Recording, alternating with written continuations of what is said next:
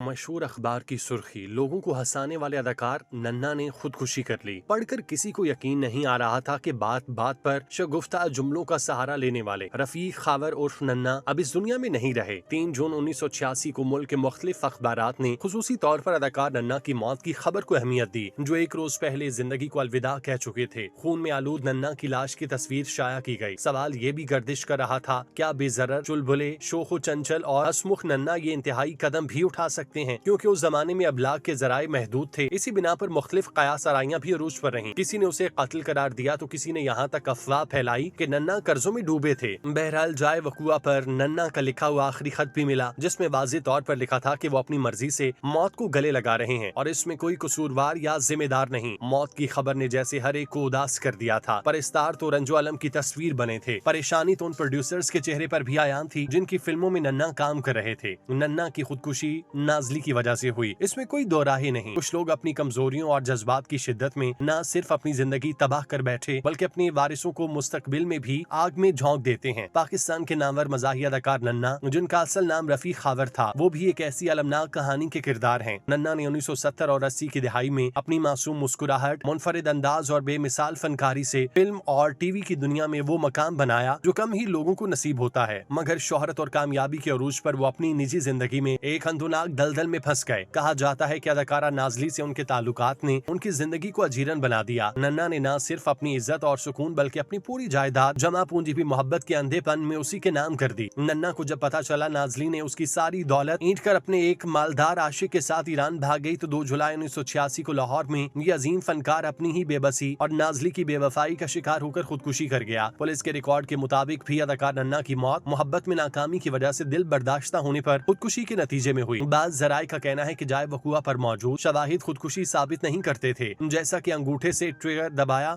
एक मज़ाका खेज बात लगती है। बॉलीवुड में जब एक्शन और मार धाड़ वाली फिल्मों की भरमार होने लगी, नन्ना को फिल्म साज शामिल करने से कतराने लगे। सितम ज़रीफी ये कि नन्ना की बेशतर फिल्में नाकामी से दो चार होने लगी तो हर एक ने उनसे निगाहें फेर ली। अब कहा जाता है कि उनमें नाजली भी शामिल थी। इस अरसे में उनकी और नाजली की शादी की अफवाहें गर्दिश करने लगी, जिस पर नन्ना की पहली बीवी से तकरार मामूल बन गई। ऐनी शाहिदीन के मुताबिक नन्ना ने जिस रोज मौत का इंतखाब किया, उसी रात उन्होंने नाजली के यहाँ बर्थडे पार्टी में शिरकत की। निस्फ शब को वो वापस लौटे और सुबह को ड्राइंग रूम में मुर्दा हालत में पाए गए। घर वालों को उनकी मौत का इल्म उस वक्त हुआ जब वो सुबह सोकर उठे। उन्होंने फौरी तौर पर पुलिस को इत्तला दी। अहले खाना के पुलिस को दिए गए बयान के मुताबिक उन्होंने नन्ना को सोफे के साथ टेक लगाए मुर्दा हालत में देखा, जिनके आसपास मुंजमद खून था। नन्ना ने खुदकुशी अपनी ही पिस्तौल से की। ये वही पिस्तौल था जो नन्ना की मुसलसल मायूसी और इस्तराबी कैफियत देखकर घर वालों ने छुपा दी। लेकिन नन्ना ने वालिदा की कसम खाकर ये कहा कि वो पिस्तौल वापस करें, क्योंकि उसके लाइसेंस की तजदीद करानी है। पुलिस के मुताबिक पिस्तौल पर उनकी उंगलियों के निशान थे। अखबारात में ये खबर थी कि नन्ना ने कनपट्टी पर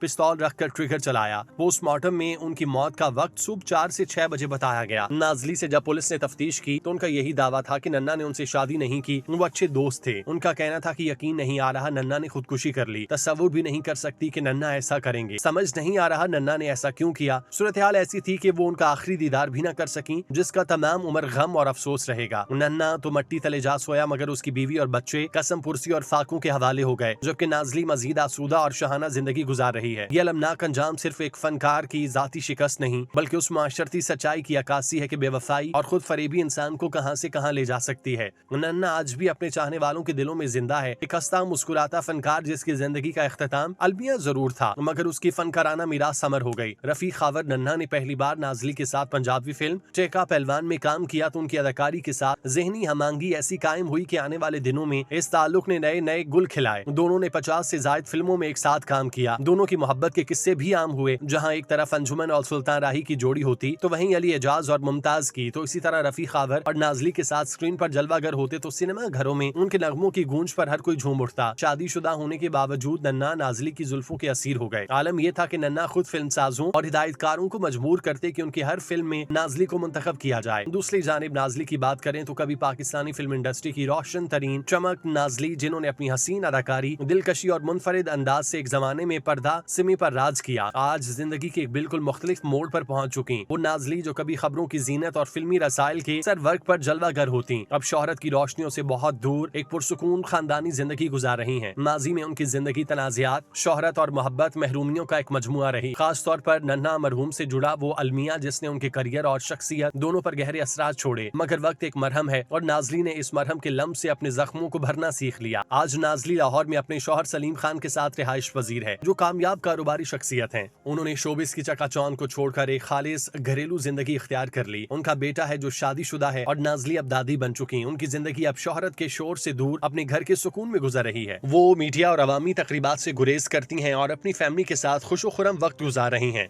गुजरे बरसों ने उनके चेहरे की चमक को तो मान किया, मगर उनकी शख्सियत में अब एक नरमी, वकार और संजीदगी आ गई। नाजली के मद्दाह जब उनकी ताजा तस्वीर देखते हैं तो वक्त की तेजी पर हैरान रह जाते हैं। कभी फिल्मी दुनिया की ये देवी आज सादगी और खामोशी में कितनी मुतमईन नजर आती है। वो एक ऐसी मिसाल बन चुकी हैं जो सिखाती हैं कि शोहरत का सफर कितना वक्ती और जिंदगी का सुकून कितना कीमती होता है। दुआ है कि अल्लाह ताला नाजली के माजी की लग्जिशों को माफ फरमाए। रफी खावर जो नन्ना के नाम से मशहूर है, पाकिस्तान के मारूफ मज़ाहिया अदाकार थे। नन्ना को पहली पीटीवी कॉमेडी सीरीज अलिफ नून में शानदार अदाकारी के बाद 1996 में फिल्म वतन का सिपाही में मुतारिफ कराया गया। उन्होंने अपने फिल्मी करियर के पहले अशरे में सख्त मेहनत की। 1975 में फिल्म नौकर से कामयाबी हासिल की। 1979 में फिल्म ठका पहलवान में वो हीरो थे और उसी साल उनकी फिल्म दुबई चलो बॉक्स ऑफिस पर सुपर हिट हुई। सुल्तान राही और उनकी एक्शन फिल्मों के गलबे के बावजूद नन्ना अली एजाज की जोड़ी ने 80 की दहाई के पहले निस्फ में हीरो कॉमेडियन जोड़ी के तौर पर काफी मकबूलियत हासिल की और 50 से ज्यादा फिल्मों में मरकजी किरदारों में नजर आए। फिल्म इंसानियत में उनकी जोड़ी बनी। टाइटल रोल में नन्ना की सबसे मशहूर फिल्म साला साहब थी, जो लाहौर के सिनेमा घरों में 300 हफ्तों से ज्यादा चली। पीटीवी की पहली कॉमेडी सीरीज अलिफ नून में कमाल अहमद रिजवी के साथ रफी खावर उर्फ नन्ना की अदाकारी को खूब सराहा गया। करियर के आगाज में वो पंजाबी फिल्मों में मामूली किरदार करते थे, क्योंकि मुनव्वर जरीफ और अंगीला की मौजूदगी में उनके लिए लॉलीवुड में जगह बनाना मुश्किल था।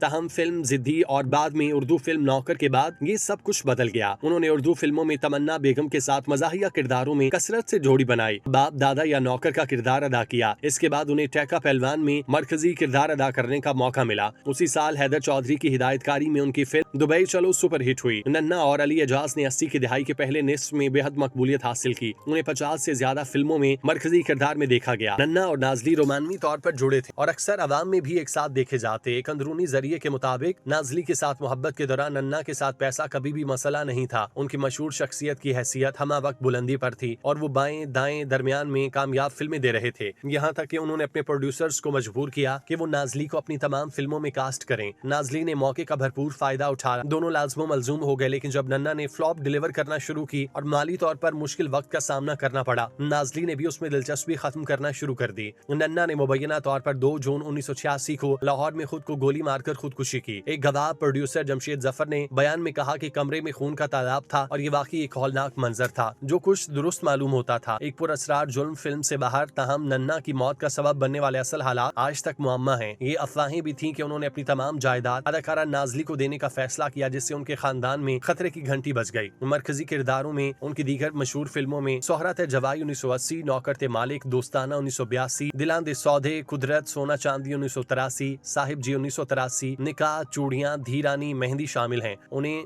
333 फिल्मों में देखा गया। 140 उर्दू, 177 पंजाबी, सराइकी, 1 सिंधी और 5 पश्तो फिल्मों में। उनकी आखिरी रिलीज फिल्म 1991 में पसूरी बादशाह थी। यकीनन नन्ना की मौत पाकिस्तान फिल्म इंडस्ट्री के लिए एक धचका थी। जहां कॉमेडी का एक बेताज बादशाह रुखसत हुआ, वहीं संजीदा फिल्में करने वाले नन्ना ने भी दम तोड़ा। नन्ना बैक वक्त उर्दू पंजाबी फिल्मों में काम करते और कॉमेडी समेत संजीदा किरदार भी करते। मद्दाह उन्हें कभी नहीं भूलेंगे। हम दुआ गो हैं कि अल्लाह उनकी मगफिरत फरमाए।